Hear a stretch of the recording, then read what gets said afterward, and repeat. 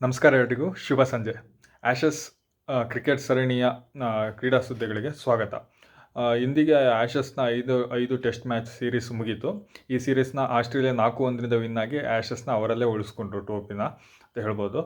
ಇನ್ನು ಈ ಮ್ಯಾಚ್ನ Australia 5 ವಿಕೆಟಿಂದ win ಆದರು. ಸ್ಟೀವನ್ ಸ್ಮಿತ್ ಅವರು ಕಮಿನ್ಸ್ ಅವರ ಆಬ್ಸೆನ್ಸಲ್ಲಿ ಈ ಮ್ಯಾಚ್ನ ಲೀಡ್ ಮಾಡಿದರು. ಇಂಗ್ಲೆಂಡ್ ಅವರು ನಿನ್ನೆ 8 ವಿಕೆಟ್ ಕಳ್ಕೊಂಡು ಬ್ಯಾಟಿಂಗ್ ಮುಂದುವರಿಸಿ ಇವತ್ತು ಕೇವಲ 88.2 ಓವರ್ಗಳಲ್ಲಿ 342 ರನ್ನಿಗೆ ಆಲ್ಔಟ್ ಆದರು. ಜೇಕಬ್ ಬೇತಲ್ ಅವರು 154ಗೆ ಔಟ್ ಆದರು. ಹಾಗೆ ಮ್ಯಾಥ್ಯೂ ಪೋರ್ಟ್ಸ್ ಅವರು ನಾಟ್ಔಟ್ ಆಗದೆ 18 ರನ್ನು, ಜೋಶ್ವಾ ಟಂಗ್ ಅವರು 6 ರನ್ನಿಗೆ ಔಟ್ ಆದರು.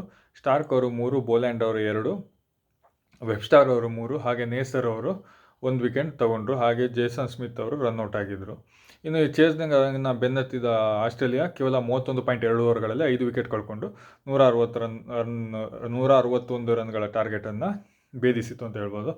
ಟ್ರೆವಿಸ್ ಹೆಡ್ ಅವರು 29 ಹೊಡೆದ್ರು, ಜೇಕ್ ವೆದರ್ವರ್ಲ್ಡ್ 34, ಲ್ಯಾಬಿಸೆನೆ 37, ಸ್ಟೀವನ್ ಸ್ಮಿತ್ ಕ್ಯಾಪ್ಟನ್ 12, ಹಾಗೆ ಖವಾಜ್ ಅವರ ಲಾಸ್ಟ್ ಇನ್ನಿಂಗ್ಸ್ ಅಲ್ಲಿ 6 ರನ್ನಿಗೆ ಔಟ್ ಆದರು.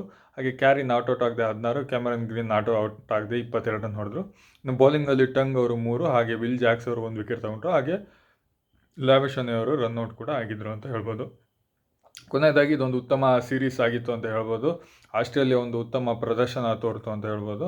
ಇನ್ನು ತುಂಬ ಜನ ಅಬ್ಸೆಂಟ್ಸ್ ಕೂಡ ಇದ್ದರು ಆಸ್ಟ್ರೇಲಿಯಾ ಕಡೆ. ಕಮ್ಮಿನ್ಸ್ ಒಂದೇ ಮ್ಯಾಚ್ ಆಡಿದ್ದು. ಒಂದು ಮ್ಯಾಚಲ್ಲಿ ಸ್ಮಿತ್ ಅವರು ಕೂಡ ಆಡಲಿಲ್ಲ, ಹೇಸಲ್ವುಡ್ ಇರಲಿಲ್ಲ. ಹೀಗೆ ತುಂಬ ಜನ ಆಬ್ಸೆನ್ಸ್ ಇದ್ದರು. ಆಸ್ಟ್ರೇಲಿಯಾ ಒಂದು ಒಳ್ಳೆ ಪರ್ಫಾರ್ಮೆನ್ಸ್ ಕೊಟ್ಟರು ಅಂತ ಹೇಳ್ಬೋದು. ನೇತನ್ ಲಯನ್ ಅವರು ಇರಲಿಲ್ಲ, ಆದರೂ ಒಂದು ಒಳ್ಳೆ ಪರ್ಫಾರ್ಮೆನ್ಸ್ ಕೊಡ್ತು ಅಂತ ಹೇಳ್ಬೋದು. ಸ್ಮಿತ್ ಅವರು 10 ಮ್ಯಾಚು ಆ್ಯಶಸ್ನಲ್ಲಿ ಕ್ಯಾಪ್ಟನ್ಸಿಯಾಗಿ ಲೀಡ್ ಮಾಡಿದ್ದಾರೆ. ಅದರಲ್ಲಿ 8 ವಿನ್ ಆಗಿದ್ದಾರೆ, 1 ಸೋತಿದ್ದಾರೆ, 1 ಡ್ರಾ ಆಗಿದ್ದಾರೆ. ಒಳ್ಳೆ ಪರ್ಫಾರ್ಮೆನ್ಸ್ ಅಂತ ಹೇಳ್ಬೋದು. ಇನ್ನು ಇಂಗ್ಲೆಂಡ್ 2011ರಿಂದ ಈಚೆ 20 ಮ್ಯಾಚ್ ಆಡಿದೆ ಟೆಸ್ಟು ಆಸ್ಟ್ರೇಲಿಯಾದಲ್ಲಿ. ಅದರಲ್ಲಿ 17 ಮ್ಯಾಚು ಸೋತಿದೆ. ಇನ್ನು ಡ್ರಾ 2 ಆಗಿದೆ, 1 ಮಾತ್ರ ಗೆದ್ದಿದೆ. ಮೊನ್ನೆ ಅಷ್ಟೇ ಮೆಲ್ಬರ್ನಲ್ಲಿ ಆಯ್ತಲ್ಲ, ಅದು ಒಂದೇ ಗೆದ್ದಿರೋದು ಅಂತ ಹೇಳ್ಬೋದು. ಒಳ್ಳೆ ಪರ್ಫಾರ್ಮೆನ್ಸ್ ಕೊಡ್ತಾ ಇದ್ದಾರೆ ಆಸ್ಟ್ರೇಲಿಯಾ ಇಂಗ್ಲೆಂಡ್ ಮೇಲೆ, ಅವರು ಪಿಚ್ ಹೋಮ್ ಸಾಯಿಲಲ್ಲಿ ಅಂತಲೂ ಹೇಳ್ಬೋದು. ಇನ್ನು ರೆಕಾರ್ಡ್ಸ್ ವಿಷಯಕ್ಕೆ ಬರೋದಾದರೆ, ಈ ಸೀರೀಸಲ್ಲಿ ಹೈಯೆಸ್ಟ್ ರನ್ ಗೆಟರ್ ಬಂದುಬಿಟ್ಟು ಟ್ರೆವಿಸ್ ಹೆಡ್ ಅವರು 629 ರನ್ ಹೊಡೆದ್ರು. ಜೋ ರೂಟ್ ಅವರು ಒಂದು ಒಳ್ಳೆ ಪರ್ಫಾರ್ಮೆನ್ಸ್ ಕೊಟ್ಟರು 400. ಹ್ಯಾರಿ ಬ್ರೂಕ್ ಅವರು 358 ಇದ್ದಾರೆ.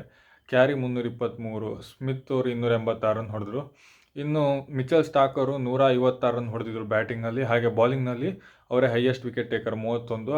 ಆ ಕಾರಣದಿಂದ ಅವರಿಗೆ ಈ ಮ್ಯಾಚಲ್ಲಿ ಮ್ಯಾನ್ ಆಫ್ ದ ಸೀರೀಸ್ ಕೂಡ ಸಿಕ್ತು. ಹಾಗೆ ಈ match of the match Travis Head ಅವರ ಒಂದು ಅತ್ಯುತ್ತಮ ಪರ್ಫಾರ್ಮೆನ್ಸ್ಗೆ ಅವರಿಗೆ ಮ್ಯಾಚ್ ಆಫ್ ದ ಮ್ಯಾಚ್ ಕೂಡ ಸಿಕ್ತು. ಇನ್ನು ವಿಕೆಟ್ಸಲ್ಲಿ ಮಿಚೆಲ್ ಸ್ಟಾರ್ಕ್ ಅವರು 31, ಬ್ರೈಡನ್ ಕ್ರೀಸ್ ಅವರು 22, ಸ್ಕಾಟ್ ಬಾಲಂಡ್ ಅವರು 20, ಜೋಶೋ ಟಂಗ್ ಅವರು 18 ವಿಕೆಟ್ ತಗೊಂಡಿದ್ರು. ಮಿಚೆಲ್ ನಿಸರ್, ಬೆನ್ ಸ್ಟೋಕ್ ಅವರು 18 ತಗೊಂಡಿದ್ರು. ಟಾಪ್ 5 ನೋಡಿದ್ರೆ ಇಂಗ್ಲೆಂಡ್ ಪ್ಲೇಯರ್ಸ್ ಇದ್ದಾರೆ ಬೌಲಿಂಗಲ್ಲಿ, ಬ್ಯಾಟಿಂಗಲ್ಲಿ. ಆದರೂ ಆಸ್ಟ್ರೇಲಿಯಾ ಒಂದು ಸಂಘಟನೆ ಹೋರಾಟದಿಂದ ಈ ಸೀರೀಸನ್ನು ಗೆದ್ದು ಆ್ಯಶಸ್ನ ಅವರಲ್ಲೇ ಉಳಿಸ್ಕೊಂಡ್ರು ಅಂತ ಹೇಳ್ಬೋದು. ಹಾಗೆ ಈಗ ಟೆಸ್ಟ್ ಚಾಂಪಿಯನ್ಶಿಪ್ ಏನು ನಡೀತಿದೆ ಅದರಲ್ಲಿ ಟಾಪ್ ಪೊಸಿಷನಲ್ಲೇ ಕಂಟಿನ್ಯೂ ಆಗಿದ್ದಾರೆ ಅಂತಲೂ ಹೇಳ್ಬೋದು. ಆಸ್ಟ್ರೇಲಿಯಾ ಫೈನಲಿಗೆ ಹೋಗೋದು ಬಹುತೇಕ ಖಚಿತ ಆಗಿದೆ ಅಂತಲೂ ಹೇಳ್ಬೋದು. ಹಾಗೆ ಇಂಗ್ಲೆಂಡ್ ಅವರು ಟೆಸ್ಟ್ ಚಾಂಪಿಯನ್ಶಿಪ್ ಫೈನಲ್ ಹೋಗೋದು ತುಂಬ ಡೌಟಲ್ಲೇ ಇದೆ. ಇಂಡಿಯಾ ಮೇಲೂ ಸೀರೀಸಲ್ಲೂ ಅವರು ಡ್ರಾ ಮಾಡ್ಕೊಂಡಿದ್ರು. ಈ ಸೀರೀಸು ಸೋತಿರೋದ್ರಿಂದ ಇಂಗ್ಲೆಂಡ್ಗೂ ಕಷ್ಟಕರ ಆಗಿದೆ ಅಂತ ಹೇಳ್ಬೋದು. ಓವರಾಲ್ ಆಗಿ ಇದೊಂದು ಅತ್ಯುತ್ತಮ ಸೀರೀಸ್ ಆಗಿತ್ತು ಅಂತ ಹೇಳ್ಬೋದು. ಇಲ್ಲಿಗೆ ಈ ಸೀರೀಸ್ ಅಂತ್ಯ ಆಯಿತು. ಇನ್ನು ಯಾವುದೇ ಒನ್ ಡೇ ಆಗೋ 2020 ಇಲ್ಲ ಈ ಆ್ಯಶಸ್ಸಲ್ಲಿ. ಬರೀ 5 ಟೆಸ್ಟ್ ಮ್ಯಾಚ್ ಕೂಡ ಇದ್ದಿದ್ದು ಅಂತ ಹೇಳ್ಬೋದು. ಇದಿಷ್ಟು ಆ್ಯಶಸ್ ಕ್ರಿಕೆಟ್ ಸುದ್ದಿಗಳಾಗಿತ್ತು. ಧನ್ಯವಾದಗಳು.